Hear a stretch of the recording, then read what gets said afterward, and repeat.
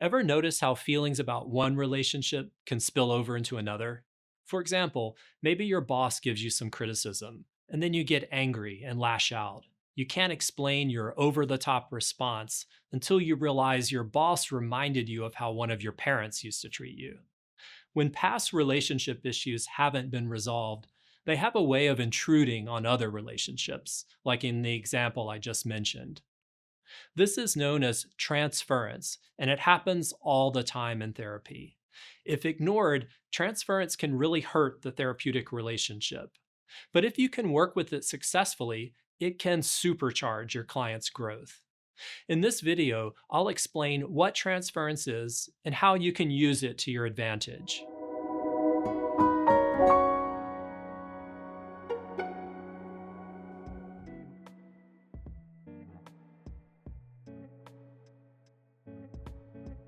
Now, you've probably heard of transference, but are you clear on what it actually means?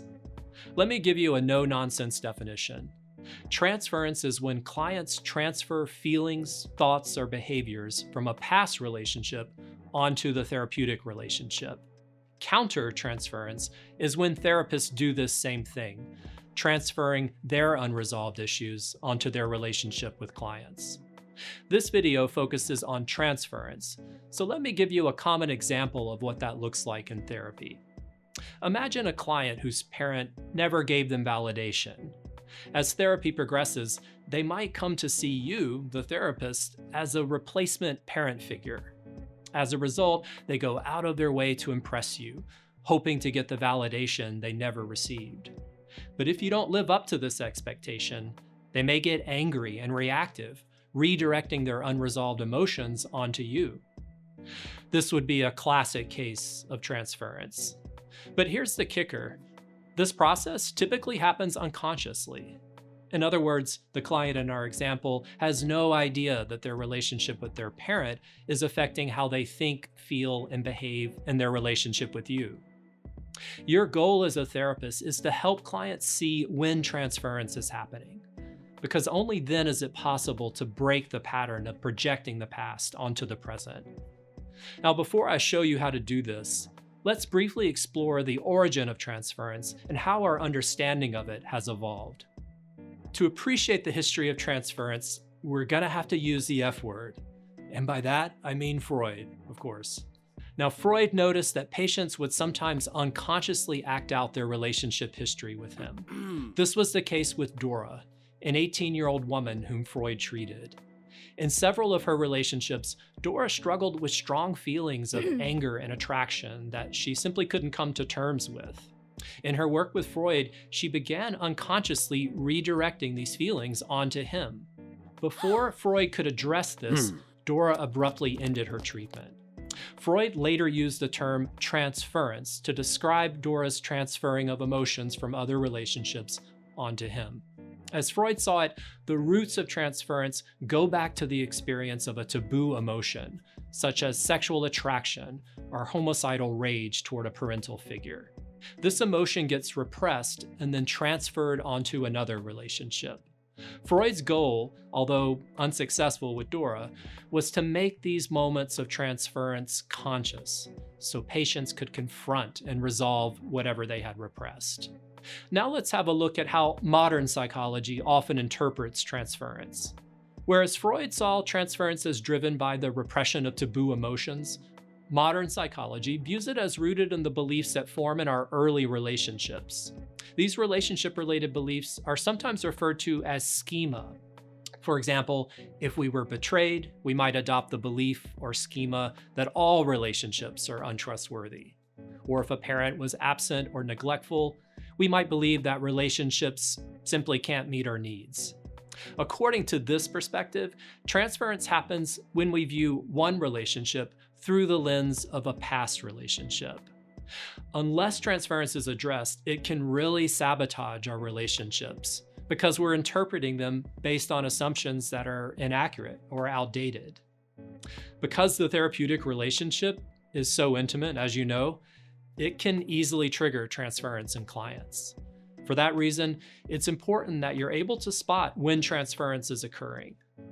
So let me give you two signs to look out for. First, changes in body language, facial expression, or voice quality. Transference often announces itself through changes in how clients present physically. These could be subtle, like speaking in a louder or softer voice, or more obvious, such as stuttering, twitching, or abruptly changing their posture. This could also include things like dressing more sloppily or provocatively over time. A second sign to look out for: disproportionate or exaggerated responses. One of the clearest signs of transference is when clients respond in a way that can't be explained by the immediate context of the conversation. For example, the client I mentioned earlier might respond with hurt or anger, even when their therapist just gently challenges them about something. Once you notice any of these signs, it's important to explore whether transference is indeed happening. A simple way to do this is to check in with the client about the behavior you noticed. First, ask the client what they were feeling and thinking during the moment in question. Then ask if these thoughts and emotions seem familiar. This gets them to think about past situations that had the same flavor. And you may have your own insight into this thanks to what the client has previously shared.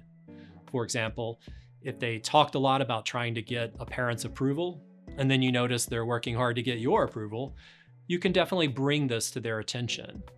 The goal is to connect what's happening in the therapy room to a past pattern. When you can do that, it's a big clue that transference is happening. The next step is to identify the outdated or self-defeating beliefs that drive the client's transference. Now remember, these are beliefs your client picked up in past relationships and keeps transferring into new relationships. And these beliefs typically boil down to a handful of possibilities, so it's usually not too hard to identify them. Let's have a look at some of the most common ones. I'm unlovable and broken. I always let people down. I have to be perfect all the time. I can't rely on anyone.